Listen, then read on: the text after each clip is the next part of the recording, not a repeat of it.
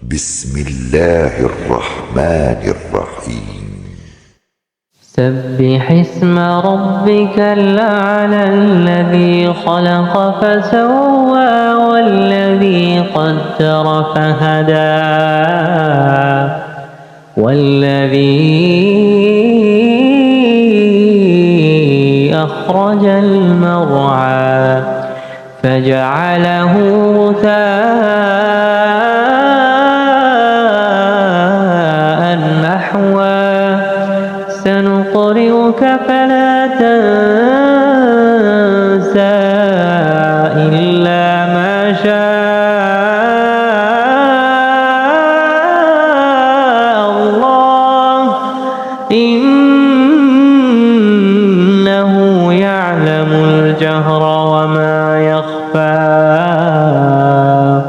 ونيسرك لليسرى فذكر إن نفعت الذكرى سيذكر من يخشى ويتجنبها الأشقى الذي يصلى النار الكبرى ثم لا يموت فيها ولا يحيا قد أفلح من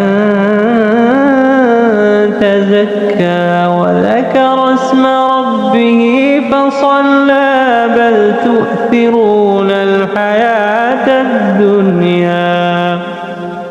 والآخرة خير